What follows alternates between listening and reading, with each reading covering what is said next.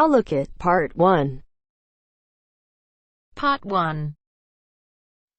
You will hear a conversation between a police officer and a woman who witnessed an accident. First, you have some time to look at questions 1 to 4.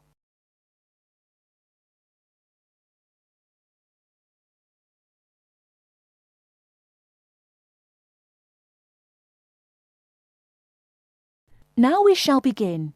You should answer the questions as you listen, because you will not hear the recording a second time.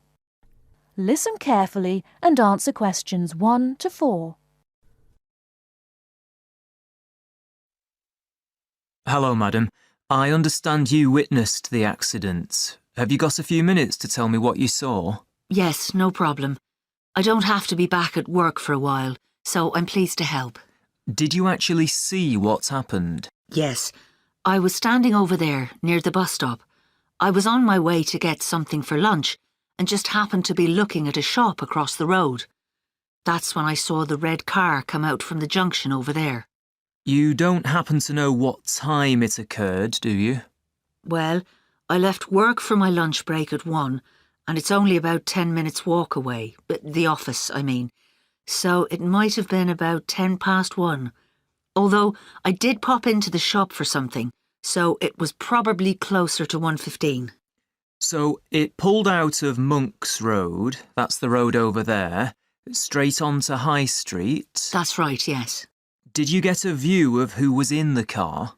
There were 3 of them. 2 in the front, the driver of course, someone in the passenger seat, and there was someone in the back. They were quite young. I doubt if they were much older than 20. Anyway, they came speeding out of the side road over there and hit that lady's bicycle. The driver didn't bother to stop to find out if she was okay. He just drove off along the main road towards the town centre. Is the woman okay? She should be fine. She banged her head when she came off the bike, so we've called for an ambulance. They always like to check you out in case you have concussion. But no, she seems fine. Before you hear the rest of the conversation, you have some time to look at questions 5 to 10.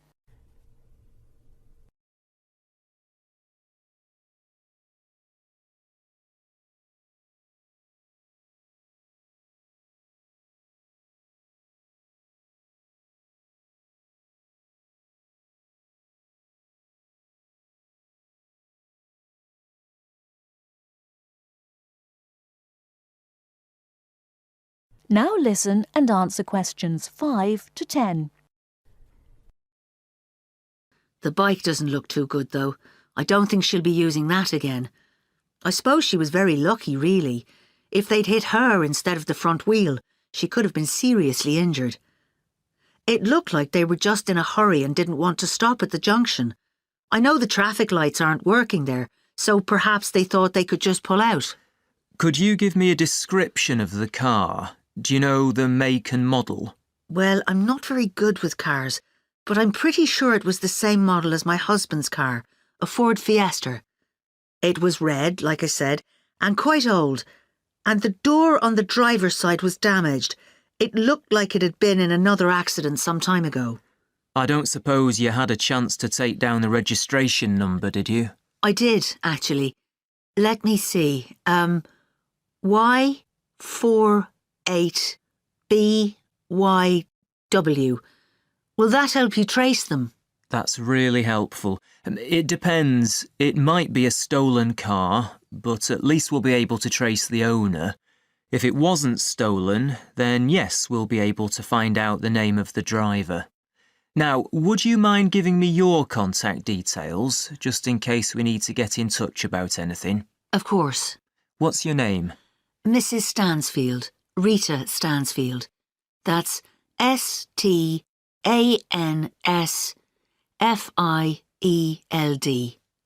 And your address, Mrs. Stansfield? 19 Althorpe Road, Bradford. That's ALTHORPE. Have you got a telephone number we can get you on? Yes, it's 0232 566 788. And do you have a mobile number? Yes. 07834 889 772. That's great, Mrs. Stansfield. As I said, we may get in touch if we need any further information, but probably what you've told me is enough. Thanks for your time. No problem. I'm glad to have been of help.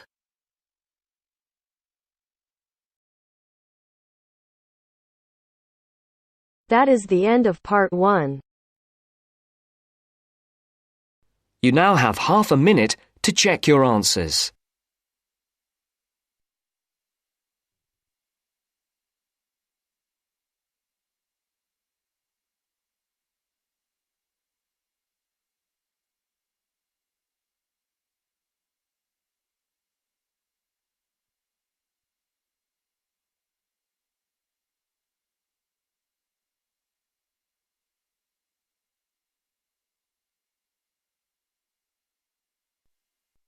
Now turns to part 2. Part 2. You will hear part of a radio programme in which the manager of the Apollo Leisure Centre is interviewed about the centre. First, you have some time to look at questions 11 to 16.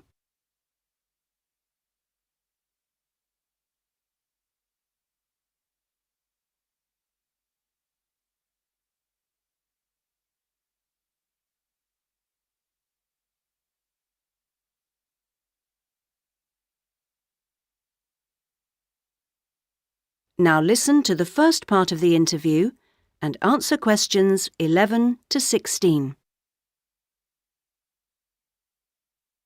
Next, I'd like to welcome Carol Brown, manager of the Apollo Leisure Centre.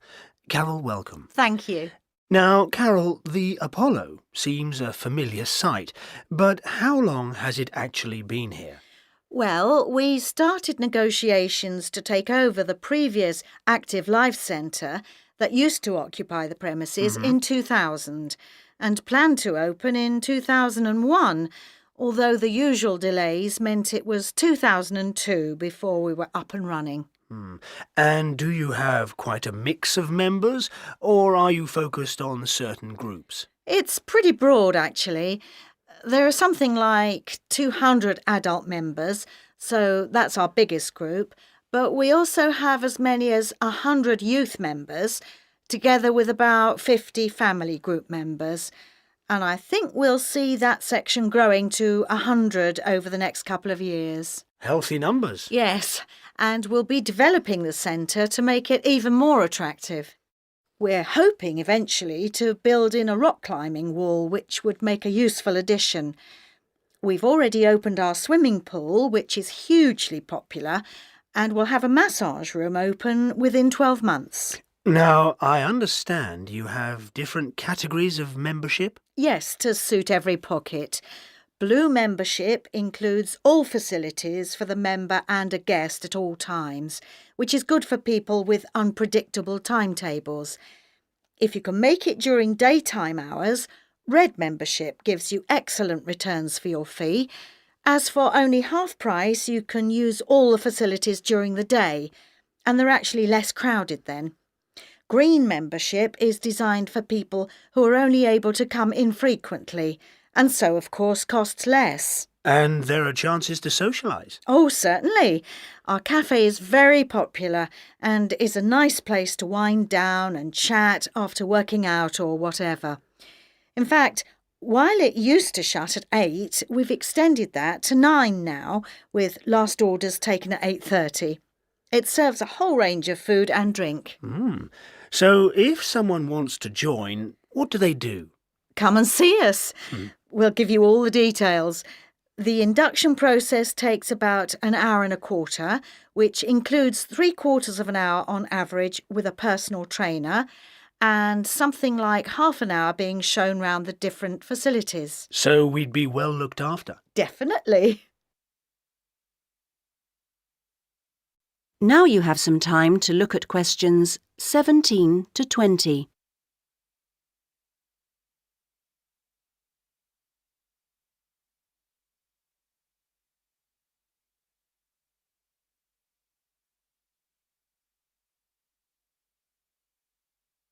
Now listen to the rest of the interview and answer questions 17 to 20. OK, now, Carol, can you give us some idea of what we could expect to get as members of Apollo? Sure. Well, let's take next Monday as an example. The early evening would begin with the programme of classes. Of course, members would also be at liberty to do their own thing. I'm just talking about the listed classes that we'll be offering. So let's say you're free to turn up at 4 p.m. You could spend an hour in a class that we call gentle exercise. This isn't a hard workout, as you might be imagining it, but a session designed for those who perhaps are not used to rigorous classes and would like something to ease them in. Right. The next thing on offer will be starting at 5, and again it'll last for an hour. In contrast, this is what we simply call weightlifting. It's certainly not for softies, but this strenuous session is of course carefully monitored, and we wouldn't let anyone do anything silly. Oh, well, that's reassuring. And then, kicking off at 6:15, you'll be welcome at a class aimed at promoting better lifestyles, which we run under the banner of healthy living. We'll give you all sorts of useful advice about just living better. Oh, sounds easier than working out. And probably at least as important. And rounds the evening off nicely. Oh no, we still have one more offering. Oh. These days, so many people are working, frankly, more than they should be. And we try to combat the stress that creates by encouraging those who can to take part in the class we call relaxation. You can learn lots of helpful techniques for staying calm when you think everything's going terribly. Now you're talking. So we'll see you on Monday.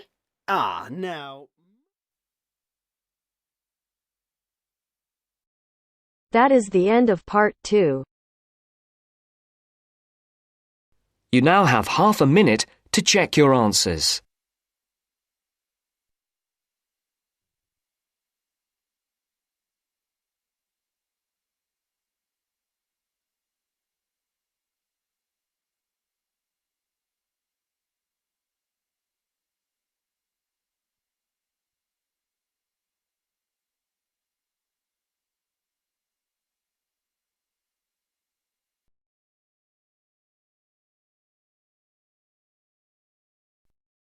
Now turns to part 3. Part 3. You will hear a discussion between two work colleagues and their manager about the restructuring of their company. First, you have some time to look at questions 21 to 25.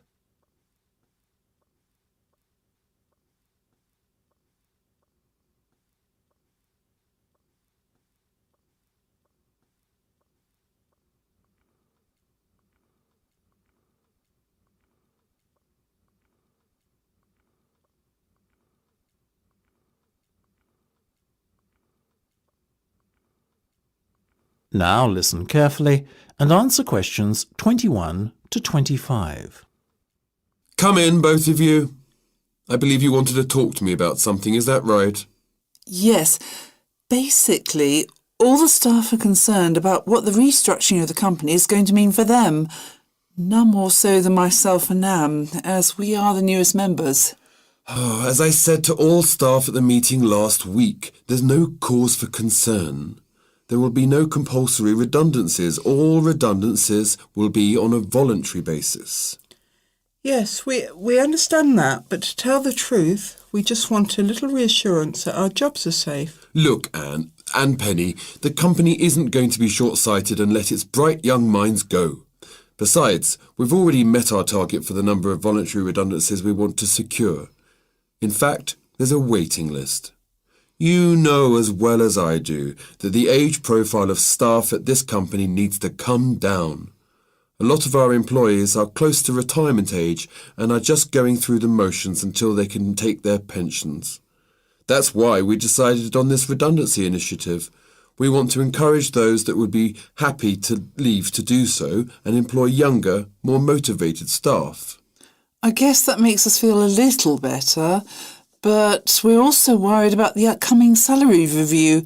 What will it mean for us? Given the fact that the company's motivation for this restructuring initiative is not to cut costs, you needn't be worried that there will be a negative effect on your salaries. We are running a very profitable business and we will reward our top performers in the upcoming review. Both of you fall into that category, so you can expect a healthy bonus and salary increase. Simple as that. That's good to know. Another thing on our minds was the fact that with all these voluntary redundancies happening in the next few months, there will be a lot of positions opening up higher in the company. What we were wondering is, will the recruitment drive be an internal or an external one? Obviously, we will recruit internally where possible. That has always been company policy. So, if you're asking me will there be opportunities to gain a promotion in the near future, then the answer is very definitely yes. The type of candidate we would be looking for has a proven track record and is performance-driven. How can we improve our chances of getting promoted then when the opportunity arises? Well, in the meantime, be prepared to take on additional responsibilities, especially those relating to the management of other members of staff. Obviously, the higher up you go in the company, the more involved you'll be in managing people. What the management team is looking for then is proof that you can work effectively with and manage other members of staff. Before you hear the rest of the discussion, you have some time to look at questions 26 to 30.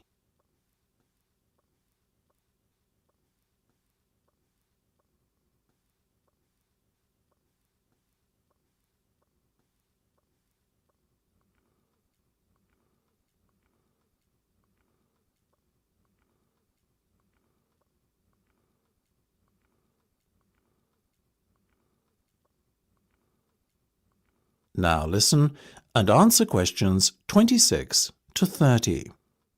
One more thing. Go on. This project you've given us to manage, is it a test of our abilities?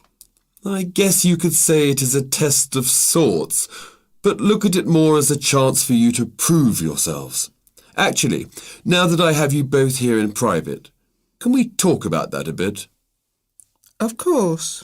OK, Penny, let's start with you. Has the timescale been agreed yet? Yes. You said we have a total of 8 weeks to bring the product to launch. So we've decided to allocate 3 weeks at the beginning to product research and prototype testing. Very good. Then after that, we are going to spend a further 3 weeks formulating our marketing strategy and doing some research and testing on a sample of the target market itself to get some feedback. And presumably the last 2 weeks will be devoted to the launch? Exactly. Now, let's talk estimated costs. Well, you've given us a total budget of £100,000. Of that, we're allocating 50% to product development and testing, a further 25% to marketing, and £25,000 will be spent on the launch. Penny, give me a breakdown of the launch costs, would you? Sure. £10,000 will be spent on hiring and decorating the venue, £10,000 will be spent on promotional work, and the remaining money will be used to pay for catering and administrative costs. I'm very happy with that, to be honest. As I said, you guys should stop worrying. You're doing a fantastic job, so keep it up.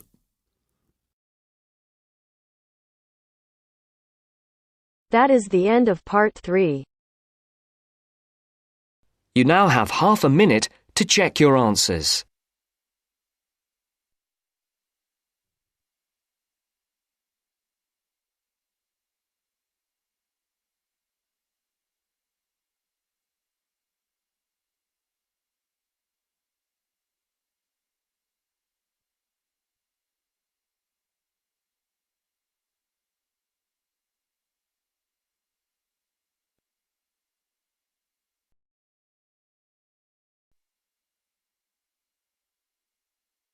Now turns to part 4.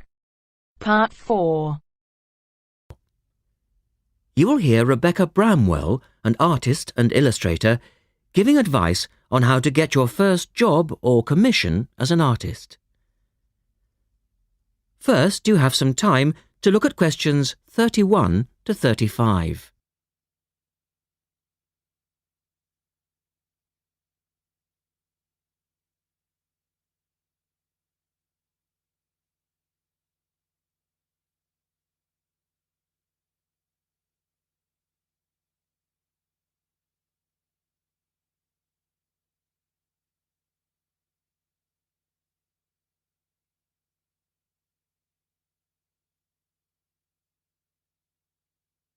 Now listen carefully and answer questions 31 to 35.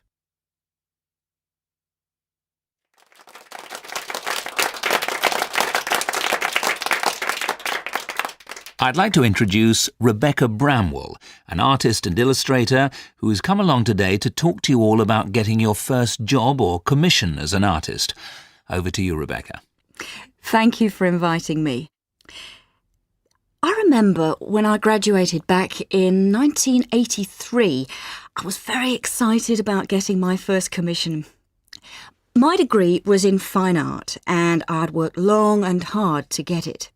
I was an enthusiastic student and I never found it difficult to find the incentive to paint.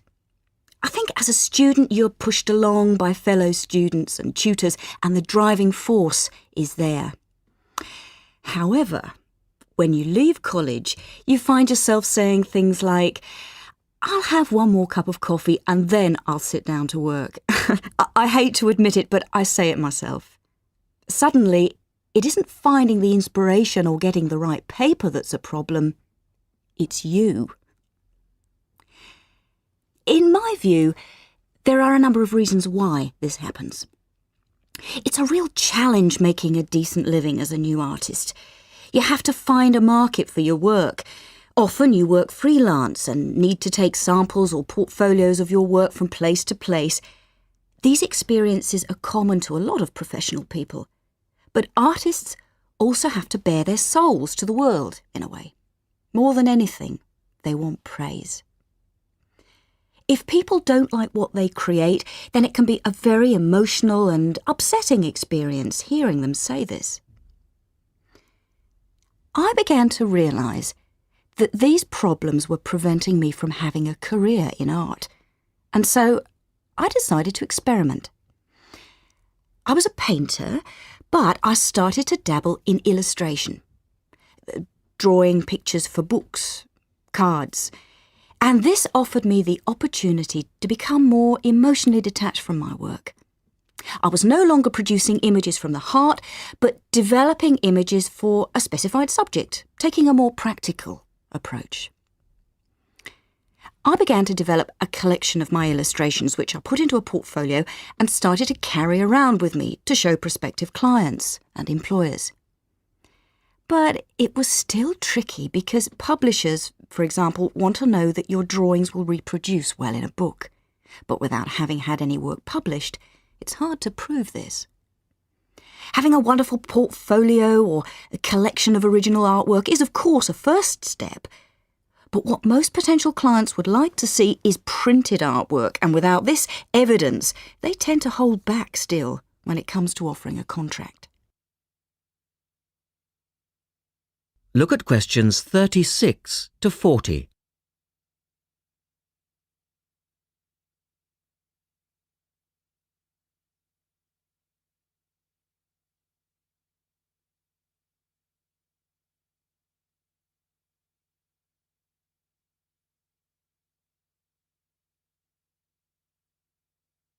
Now answer questions 36 to 40.